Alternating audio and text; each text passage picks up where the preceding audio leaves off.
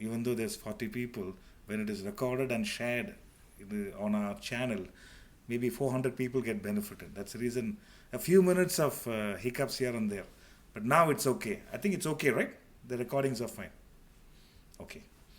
So, the great Ramana Maharishi, his quest for spiritual progress started with this perennial question of all these great masters, who am I? 9 out of 10 don't even question it. Who am I? If you question, see, maybe in the immigration they will ask when you're traveling or you're going for a vaccination, they'll say, who are you? You will show your ID and all that stuff. But these masters he worked on that question for 7 years. Can you imagine? 7 years he worked on that question as a youngster.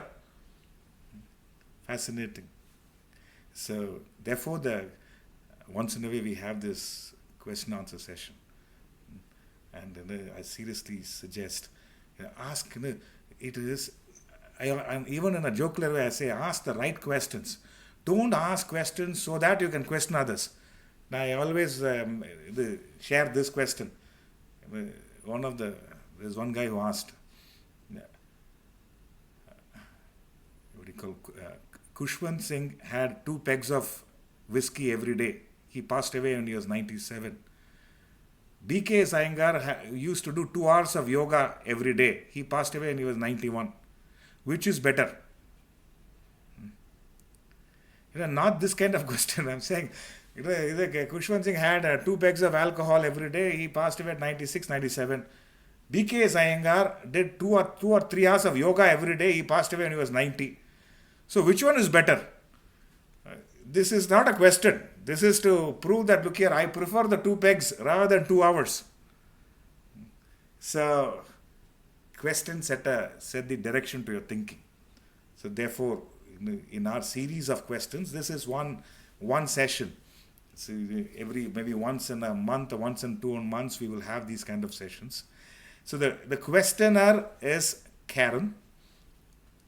The question is, can modern psychiatry deal with today's mental problems? Can modern psychiatry deal with today's mental health problems? It's a very important question. So I would say, what is psychiatry? The answer is yes, it can deal up to a point. Not completely. Because psychiatry is the study of the mind. And you can study about the mind, but you need the intellect to intervene in dealing with the mind. So, it is many a time psychiatry is essential because a person is in an extreme state of depression. You need some medical aspects to calm their mind, to numb their nerves, so that they become relatively in a receptive mode to think, reflect, or be receptive to, or take guidance of others. So, that's why it is psychiatry up to a point is okay. Initial stages, when I say initial stages is okay, because there are certain aspects because it deals with the mind, and extremely turbulent mind. Let me tell you, spirituality may not help. Extremely turbulent mind. You need to quieten the mind for a certain period of time so that it becomes receptive for higher thinking. That's why I say psychiatry is okay. Yes, it helps initially for a short period of time, and that too, as far as medication is concerned, it's okay. But the problem is, if you don't go to further, meaning, see, you become dependent on the medication. You are now stressed out, you take a medicine, you take a pill, you pop a pill and try to deal with it. So you become dependent on the medication for any kind of a mental issues. That's why initially it's okay, but you need Vedanta. You need the intervention of intellect and the higher knowledge. That's where you need the guidance of a a higher intellect which will eventually help you to deal with it. That's why, so it is it is through spiritual counseling. It is improving on your mind and intellect. So you got to understand, the subtle controls the gross. The mind is gross. The intellect is subtle. The subtle controls the gross. The gross can influence the subtle. It is a nice. That's why I know all this. When I mentioned about a person is what shall I say? It's extremely turbulent. The mind is turbulent. They may need medication. I mean, psychiatry in that form is fine. But it is the intervention of the intellect which is essential. Therefore, spiritual counseling is of utmost is necessity for such people. When I say, see, the words of Swami Vivekananda, I said, conquer your mind, you'll conquer the world. Fall a prey to your mind, you become a victim of the world.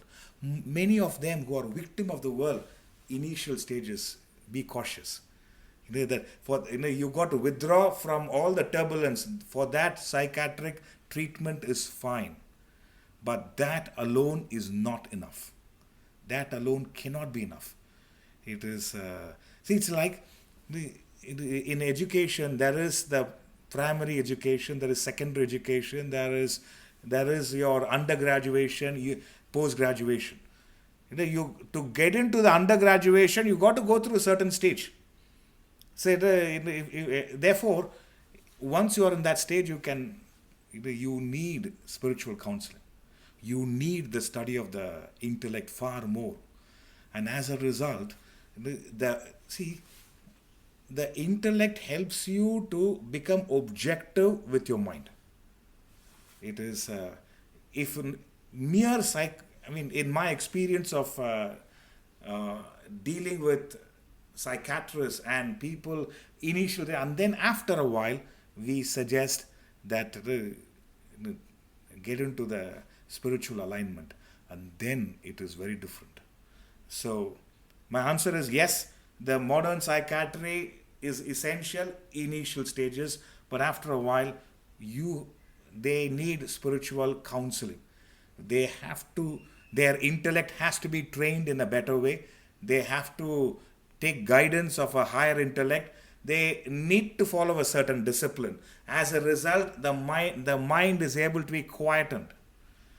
Beyond the point. See, how long you want to be dependent on a pill or on certain other external factors for your peace? That's what I'm saying. Through spiritual alignment, your intellect is developed. As a result, you're able to deal with the mind. So, that's my answer to you, Karen. I hope you are okay. And the next question is, how to deal with continuous external irritations? Questioner is Karen. How to deal with continuous external irritation? Problems are, I was in the Tuesday lecture mentioned, problems are internal. Even this shall pass away. But how to tackle it? Question is that. The problems are internal. Even the thought, even this shall pass away, appears a thought. But how do you tackle with continuous external irritations? Everybody is a victim to it. Only the degree is less or more. Everybody is a victim to it. If anybody says, I am not a victim to it, they are not in the waking state of consciousness. Either they are in deep sleep or in dream. Dream also will get affected. Your neighbor can affect you in the dream. The dream neighbor in your dream world can irritate you. Or a dream partner in the dream world can torture you. So, how to deal with continuous external irritations? In case any one of you gets irritated. I don't think anyone gets irritated. You all look very peaceful and serene. In case anyone gets irritated, all that I'm saying is, the first stage is the important stage in that. If you don't give in to if you are not careful when I say first stage, that awareness that I am irritated. The question itself is coming up because the questioner is aware that they are irritated. The moment you understand, I am irritated, I am agitated, step aside. When I say mentally step aside, observe that experience, observe that incident. What is in this experience which is irritating me? That's what I'm saying. All that I'm saying is, you have to identify the root cause of it. You want to come out of the irritation? You can, provided you identify the source, the root cause of irritation. Example, Karen invites me to her home for a meal. Not yet, but it will happen. She invites me to her home for a meal, and then I'm there. There's a foul smell. Don't get me wrong, it's just an example. And then she gets room fresheners and sprays all over, and it looks okay. And we are having a discussion. After 15 minutes, again the smell is back. And again there's a foul smell. And I says, these days, a lot of products come from China. It's not that great. Let me get some French refresheners. She sprays all over, and it looks fine. This time, 20 minutes, and after that, again the foul smell. So we're just walking around, and there's a door which leads to the garden area, and in that area I find a dead rat lying. The moment I identify the source of foul smell, and I tell Karen, hey, can you see this, something lying there? The moment you identify, you find out the source of a foul smell, I don't need to tell you what you have to do. You know what has to be done. Moment that the dead rat is removed, forever the foul smell is eradicated. That's what I'm saying. Irritations will be there. You may see, all our life people are irritated. What you are irritated for keeps changing at every stage in life. That is all. Initially, irritations will continue. What I'm saying is, the first stage, when you are irritated, if you are able to become aware and step aside, meaning you don't know how to deal with it, step aside. Step aside, what is it which is irritating me? Become aware. And then, I would say, dig in deeper. Go to the root cause of it. Go to the root cause of it. I just gave the example of a foul smell. There's a foul smell. So what we do, most of the irritations, we do the superficial aspects. We try to cover it up. Either you are irritated with one person, you go and meet another person. We always seem to do something else that short fixes. It will not work beyond a point. Identify the root cause of it. What is in this experience which is irritating me, agitating me? Identify that. And once you identify that, and then try and eradicate it from the source. From the source. And what is that? How do you deal with it? We give this 3-pronged aspect. 3-way solution in dealing with it. It's a beautiful suggestion. Anyone pursuing it, I'm telling you, at least you will become aware, and to some extent you will deal with it. Number 1, change the changeable. Change the changeable. It is irritated. Change the changeable. It is something. I remember getting into a taxi, and generally I don't like the cigarette smell. So when I got into the taxi, it was smelling of cigarette, and I said, look here, the smell is too strong. What can I do? There's somebody who was smoking, who got in, and it was the whole car smells of it, and already the meter is started. Change the changeable. For me, it was a bit uncomfortable sitting. It was a bit nauseating. Change the changeable. You stop the car, you pay the minimum, come out of it, get into another taxi. Change the changeable. Otherwise, throughout, I'm irritated in the journey. You should have been careful. And I can keep on telling nothing is going to change. Number 2, accept the unchangeable. Accept the unchangeable. You're waiting for 45 minutes. That's the only taxi which was there. Accept the unchangeable. It's going to be, for 20 minutes of a torturous drive. Accept the unchangeable. Third is remove yourself from the unacceptable. Remove yourself from the unacceptable. That's why I'm saying. Change the changeable. Get down and then get another. Remove yourself from the unacceptable. It is, you could be with a group of people who are not ethical, who don't have the similar kind of values. Remove yourself from the unacceptable. Initially you thought, no, now you don't subscribe to their habits. You are not accustomed to their kind of indulgences. Remove yourself from the unacceptable. 3 avenues. Change the changeable. Accept the unchangeable. The spouse always irritates you. Anything, accept the unchangeable. Normally it is 15 minutes of irritation. Today it is 10 minutes. Accept. One day it will be 15, one day 20, one day 50. Accept the unchangeable. Otherwise, remove yourself from the unacceptable. Find another spouse. If that's a problem, you can't deal with it, find another. If you are into that thing, you keep on, have to find one. All that I'm saying is, irritation will be there. Because you're dealing with the world. That's how the world is. That is how the world is. You could be Brahma Muhurta, 4:30, want to sit and meditate. 10 minutes you're meditating. Suddenly some strange noises come. Your partner is snoring. You are saying, oh, and his om is elongated. His snoring, that also sounds like om is so elongated. Morning also, this man, not only he disturbs me in his waking state, his dream state also it disturbs me. So, all that I'm saying is, understand if that's the case, go to the study room or somewhere else and change the changeable. Accept the unchangeable. You don't have a thing, accept.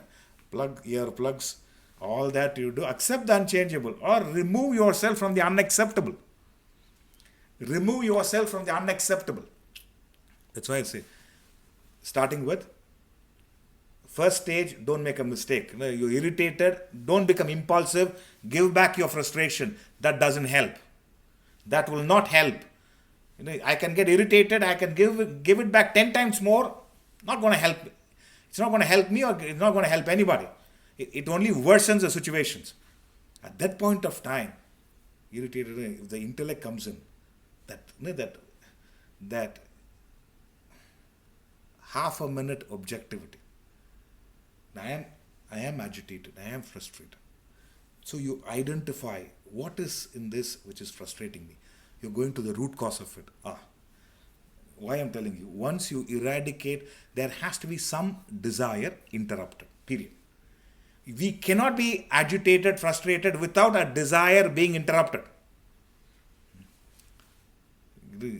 So, once you identify the desire, then the 3 stages. Accept or change the changeable. So, awareness, objectivity. You step aside. What is in this experience which is creating irritation in me? Understand there has to be some desire which is interrupted. Without a desire being interrupted, I cannot be irritated. Cannot be irritated. So, you identify the desire. Now, how do I deal with it? Three suggestions. Change the changeable. Accept the unchangeable. Accept the unchangeable. Number 3, remove yourself from the unacceptable. Don't confuse in this and irritate me. Don't confuse. When I say, I am repeating this. Normally in class and all, it will be very different. Live class is the advantage. And our Arjun Reddy is always the Bakra. Change the changeable. Accept the unchangeable. You are in Dubai on a summer time. Meeting is 12 noon. And in a coffee shop outside. But he is a very important client you have to meet. Accept the unchangeable. Don't wear a three-piece suit and sit outside and for a meet. Wear something very simple. That's it. Accept the unchangeable. Third, remove yourself from the unacceptable. That is only when it affects your value systems and all those kind of things. Remove yourself. But predominantly, identify the root cause. Some desire is interrupted, period. Without a desire being interrupted, you cannot be agitated. A desire, observe that. And then have these three stages. I'm telling you, there'll be a stage where you'll start laughing at the irritation itself. Because at one stage it was irritating you so much, now you start laughing at it. Can't imagine. I've shared this experience. Last Tuesday also was there. That gentleman was there, Prasad. It is one evening I'm saying, retreat, and he happened to be in my tent. He does not snore. He roars. Snoring is an understatement. It was like sleeping next to a lion. It was incredible. I mean, I got up with a scare. I thought we are in the middle of a desert and suddenly I thought some creature is next to me. And then irritated. And then there was a smile. For me, only one day. I said, no, your wife I have to meet. Pranams. Her level of tolerance and acceptance must be level of Buddha. One day, moment is that one day, the smile and the joy. You continue. Another 3 hours for a sunrise. One moment the sun rises, I'll go out. Fortunately, Brahma Murta was out forcefully. He does not snore. He roars. I thought it is... if you can laugh at it, it's different. Imagine, because of that, I fight and argue of what use it is. So, irritations will be there. It's going to be there. It is. What we are irritated by will keep on changing every stage of our life. But one is to give in to the irritation and then become impulsive, get angry, get frustrated, throw a fit. Another is observe, I am irritated.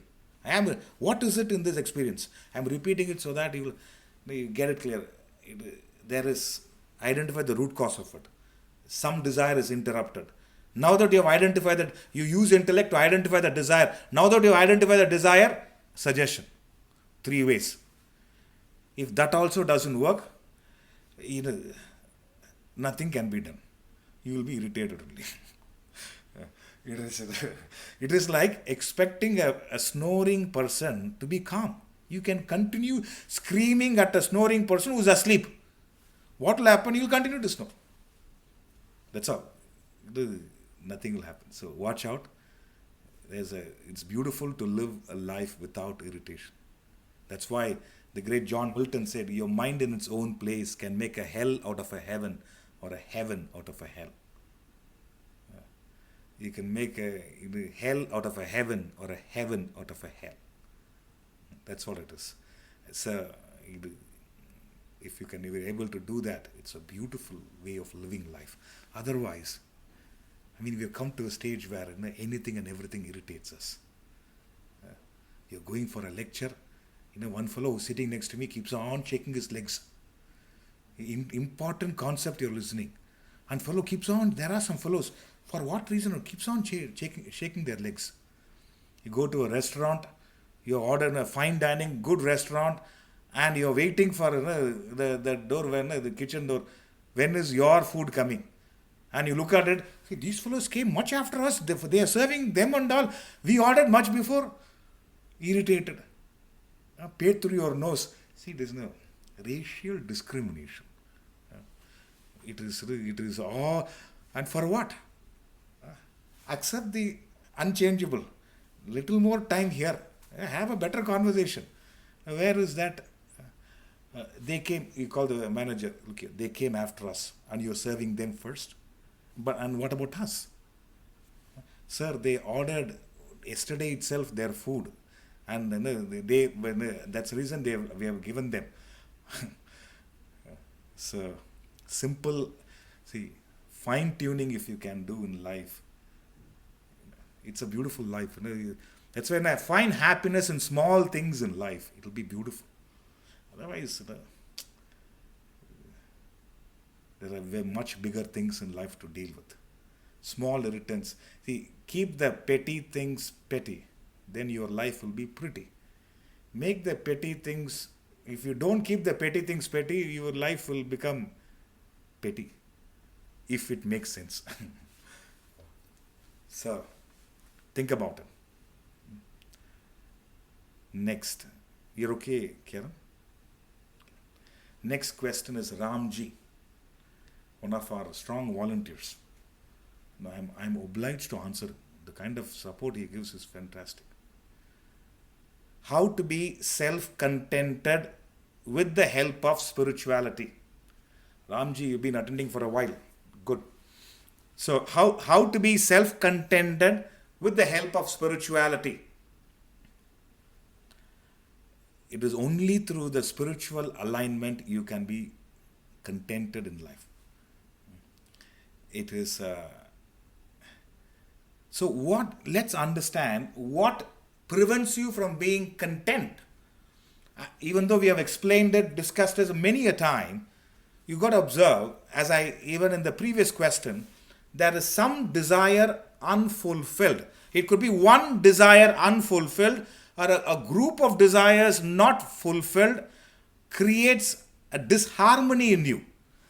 That's why you're listening to the lecture, but the desire for dinner. Something is cooking. I am talking about it is accept the unchangeable and all. All that I'm saying is some desire is interrupted. Some desire is unfulfilled. Or, number one. Number two, you are fulfilled a desire and you are upgraded a desire. Two aspects prevents you from experiencing contentment. Desire unfulfilled or desire fulfilled and upgraded. Now, initially you wanted to have only a car to go to your work. Now, you got a car, you got a Kia Sorento. It will be nice if you have an Audi A8. That's all I'm saying. It is. I am not highlighting anybody. Definitely not whoever thinks who it is. It's just an example. Straight on the. You have a Kia. Initially, you wanted to have a car to go to work. Now, that desire is fulfilled, but you upgraded a desire. Until I get A8, Audi A8. You can't be. Therefore, you prevent yourself from being content. So that's why I'm saying, watch out. Watch out. And see, it is many a time our discontentment is due to a desire not fulfilled or a desire upgraded. Nothing wrong with the desire being upgraded. But if you think you will only be happy when you fulfill that desire, you will remain discontent, because once you fulfill it, again you will upgrade it to something else. How long to drive an Audi? Should I not have my own private jet? When will it happen? And all that I'm saying is, desire unfulfilled or desire upgraded prevents you from experiencing a life of contentment. A life of contentment. So watch out, friends. That's why I'm saying, it is you got to be in the pyramid of desires. If you are a person at the lowest level, there's so many needs to be fulfilled. once they fulfill many desires, once they fulfill the next level, their level of the potential of contentment is better. This is where you can fulfill your, not only you fulfilled a desire, you have transcended a desire. Transcended a desire. Imagine a lady transcend the desire for handbags. All the husbands will be so happy. Or that particular husband, the husband of that part, the wife will be very happy. Can you imagine? The desire, in the pyramid of desires, the lower level, you have desires for everything you have a desire, and it could be unfulfilled. Next stage, you have fulfilled certain desires, but you have not upgraded it. The next stage, you have fulfilled certain desires and you have transcended certain desires. Next stage, it is very subtle desires for self-development, maybe to serve others, to be of benefit to one and all. And then in the pyramid of desires, if you're able to deal with yourself in a better way, if you're on the lower rung, the base of the pyramid, it's too vast. There are too many unfulfilled desires. Watch out. You've got to keep escalating. And nothing wrong with upgrading your desires. Everything wrong with not fulfilling it. You may upgrade a desire, but there is no end to your upgradation of desires. I am not preventing you from having a higher ideal. You have a 10 million company and you want to make it into a 100 billion company. Nothing wrong with it. Nothing wrong with aspiration. But if you say, only when I get there I'll be happy, that's when you become discontent in your life. Therefore, our definition of contentment, I'm sure many of you are aware, it is gratitude to the past, acceptance in the present, and aspiration for the future. You'll be content. That's why contentment is an effect. Therefore, the cause is gratitude, acceptance, and a higher ideal. I always say, gratitude and disturbance can never coexist. If you are disturbed, you are not grateful. If you are grateful, you can't be disturbed. That's what I'm saying. So, it's a beautiful avenue. Think about it. It is how to be you can be self-content. In fact, it is only through spiritual alignment you can be self-content. Watch out. Desires unfulfilled, desires upgraded will prevent you from being content. And make sure that when you go through a desire, you are able to transcend a desire. You're able to transcend a desire. And in this process, develop this quality of gratitude, acceptance, and constant. See, you can upgrade your ideal, your goal, your ambition, not your desire. Even though a higher goal or an ambition is a desire, but the problem happens when it's an obsession. What prevents you from experiencing contentment is your obsession to a desire. So, gratitude, acceptance, and higher ideal, when it goes together, you will experience a sense of contentment in the present situation. And that's how life should be led. Any other way, you cannot remain content. At least expose yourself to people who are content. Expose yourself to people who are content. When Bernard Shaw had to write an article on shopping malls, he requested for a certain period of time. He wanted to visit the new trend of malls in England. After visiting all the malls, he wrote a beautiful article. He said, after visiting all those shops, I'm amazed at the number of things I can do without. He said, I'm amazed at the number of things I can do without.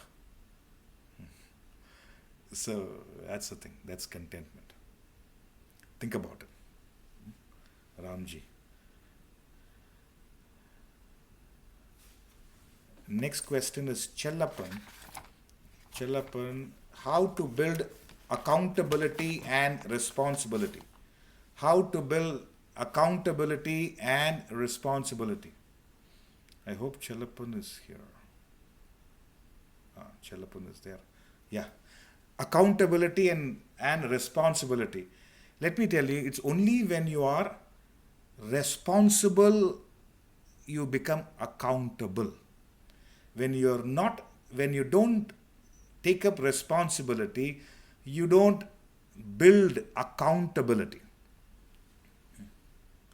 So it is, and when do you take up? So the question is, you want a person, a team, a partner, or any individual to be accountable and responsible. You got to understand that first, they have to become they want to take up responsibility. They got to own responsibility. Then they become accountable. If you are not responsible, you cannot be accountable. You find people who are not accountable. The reason is they are not responsible for anything. The moment you take up we always define responsibility as responding with your ability. That is responsibility. Responding with your ability. And when you know your ability and you are given a task and you are inspired enough to fulfill the task, you are willingly taking up responsibility. That's what I'm saying. Responsibility, you should be willing enough to take up that responsibility. And once you do that, you become more accountable. You become far more accountable. So, building accountability and responsibility. So, anyone who is keen on improving themselves will take responsibility upon themselves to work on themselves. That's why I always say, you may hear my lectures, but hearing something, hearing and what we discover, irritability. It could be there must be some desire interrupted or whatever. It provokes your thinking and it makes you responsible enough to take a course of action in your life in improving your quality of emotions and thoughts. Once you do that, you're a different individual. That's why therefore the question is, are you willing to take responsibility? And you will be willing to take responsibility provided you have an inspired living. You are keen on improving yourself. You have a higher ideal, a nobler cause. It is the moment every mother I find takes up so much responsibility. The lady of the house is the first one to wake up and the last one to go to bed. And where does that come from? I still remember, I come from my school, I put the uniform and then I go to play, and again you put that and then you put on the night dress, you have meal. And next day the uniform is there, is ironed and kept for the sport. Willingly they take responsibility for the welfare of the children. Willingly they take up responsibility because they care for the family. They want to do their best for the family. So whether it's a family, a work, or a relationship, or a country,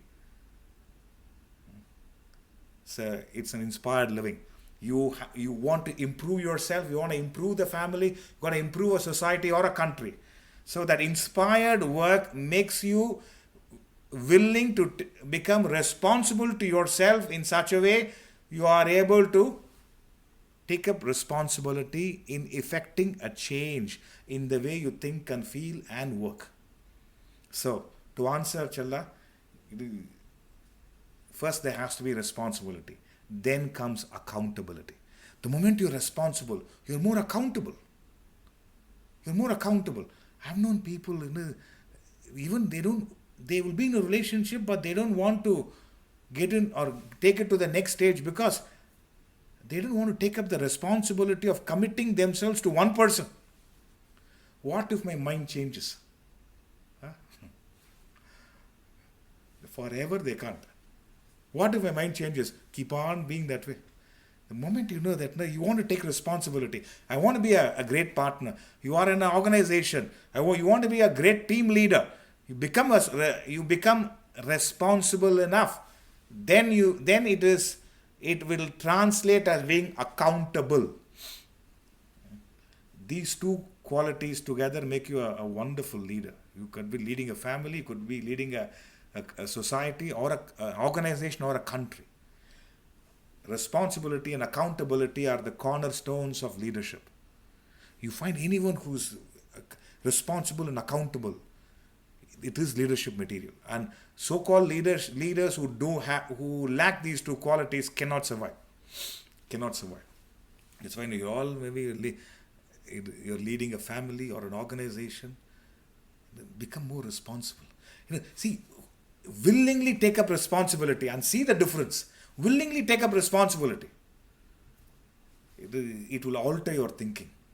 Then you become accountable.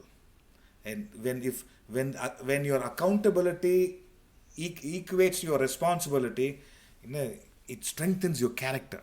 It's an effect of your character. When a person with very strong character, they are able to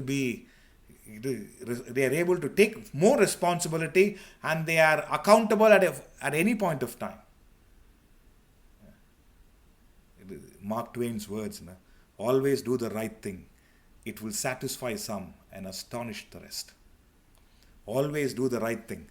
It will satisfy some and astonish the rest. Accountability and responsibility should go hand in hand. But the inspired living, a higher ideal, then desire to improve yourself, make an impact, makes you more responsible. And the moment you are more responsible, you will become accountable. And once these two factors the more accountable you are, the greater you become responsible. The more responsible you are, the easier it becomes to become accountable. Both responsibility and accountability going hand in hand. You are a different individual altogether. You are a leader. Even though you don't want to be a leader, you will be made a leader. That's how it will be. I hope you are okay, Chala.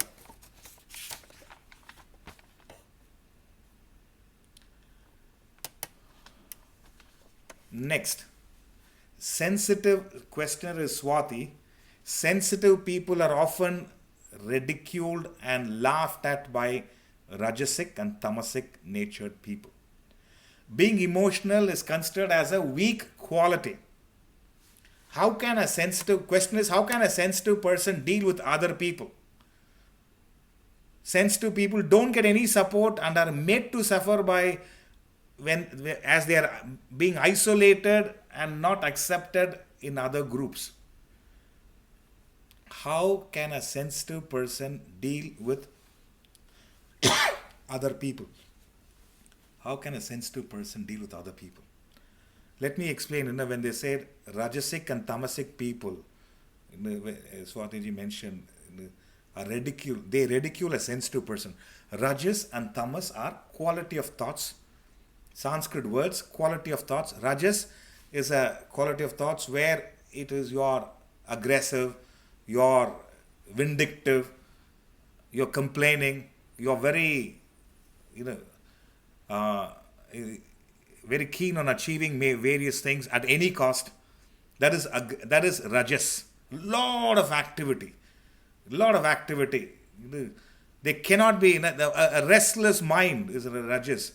Tamas is a state of inertia, ignorance, and you may even hurt others without even understanding how much you've hurt them. It's like it's all tamas. So, and sattva is a quality where the mind is pure, serene, growth oriented, unselfish. The three qualities of thought: sattva, rajas, and tamas. Rajasic and Tamasic people, they'll only laugh and ridicule. You will never find a Rajasic and Tamasic people being happy for others' success.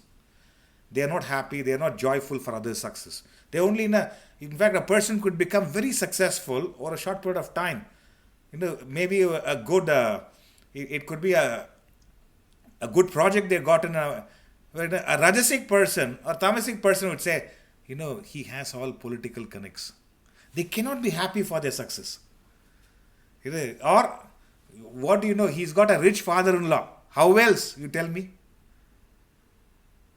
A Sattvic person will say, even though he has a rich father-in-law, he has the state of mind to deal with the daughter.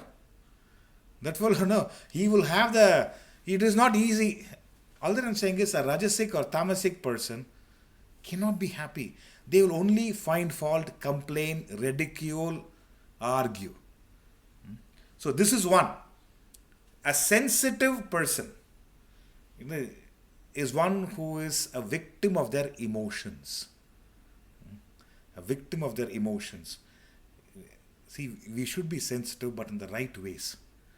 But most sensitive people are, I tell you, they are sensitive for all the wrong reasons.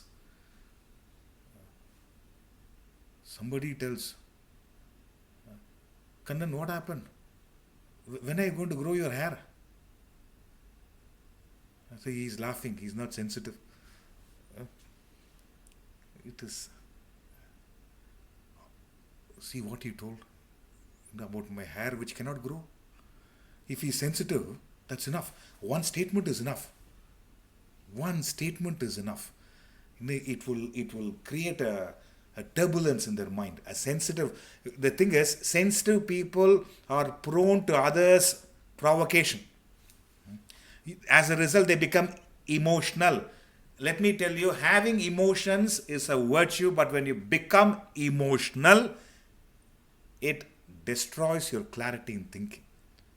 You become more impulsive. A person who is sensitive will always find, that's when I'm repeating it, having emotions is a virtue. It's a divine quality. But when you become emotional, it derails you. A person who is, see, when I'm emotional, I can't think clearly. My mind is overtaking my thinking process. Anyone who gets into fits of anger is nothing but being emotional.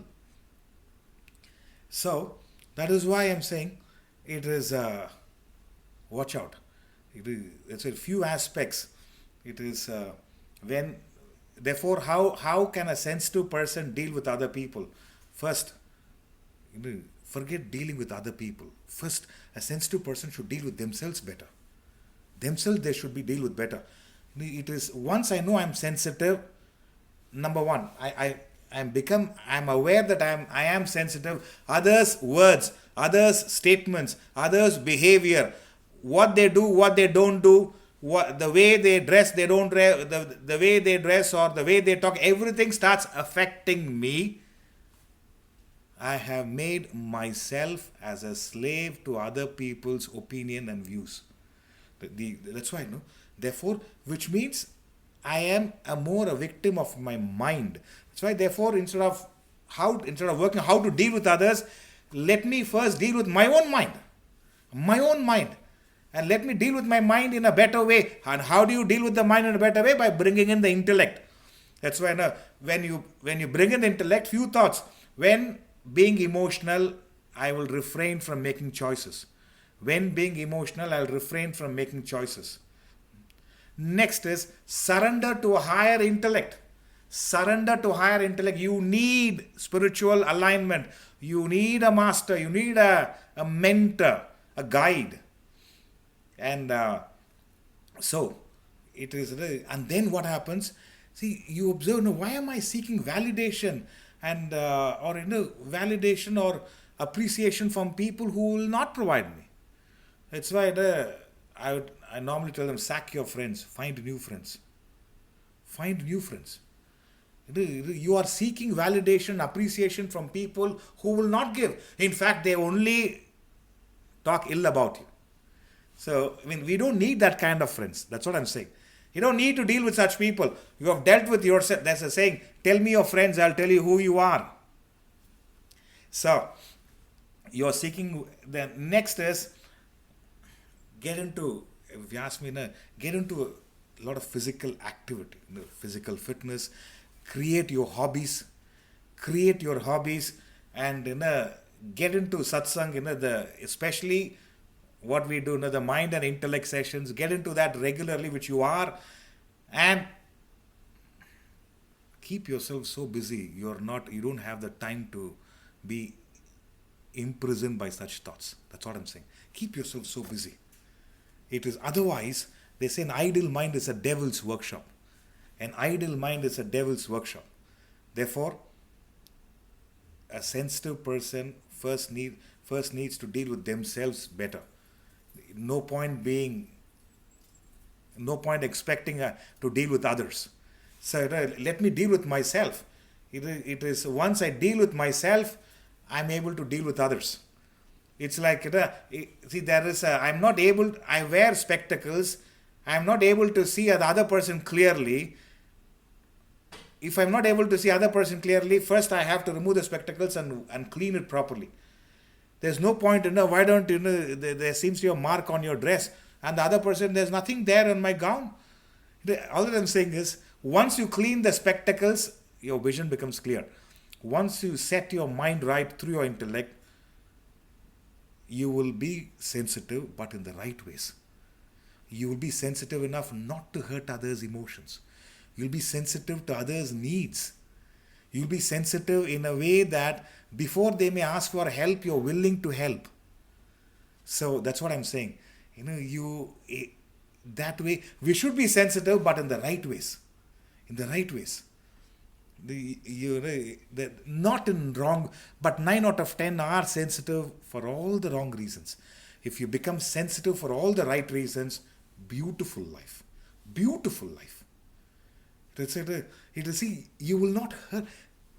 Lord Buddha was walking in a farmland. By mistake, he stamped on an ant, a tiny little aspect, and it was fact that he stamped on it and almost killed it. He was so sensitive for that, an ant. And that too, not his fault. He was walking on agricultural land, and it was not even his fault. Sensitive. That's what I'm saying. It is let us be sensitive in the right ways, not sensitive for all the wrong reasons. And wrong avenues of sensitivity destroys us. Right avenues elevates us. Right avenue elevates us. So therefore, I am not saying don't be sensitive. Please be. Let us all be sensitive. Let us all be sensitive. And in a way, you understand another person. You don't want to hurt their emotions. Worst thing is to hurt you may use a word, a fool or an idiot, casually. For another person, that could be a very derogatory word. You become sensitive. Dealing with them, be cautious. Let us be sensitive in all the right ways. All the right ways. And let's make a world which, as a result, nobody, even at the thought level, they don't hurt. That's why in ahimsa, if you're sensitive in the right way, you are an ahimsavadi. Ahimsa is not merely non-injury. Ahimsa means refusal to think anything negative. Ahimsa means refusal to entertain anything negative, hurtful at the level of your thoughts, words or action. That is ahimsa. Not only your action, friends. You are practicing ahimsa. You are a bhakta, a devotee, when you refuse to think anything negative, derogatory, detrimental to anyone else, to anybody, any being, at the level of your thoughts, words or action. That's ahimsa.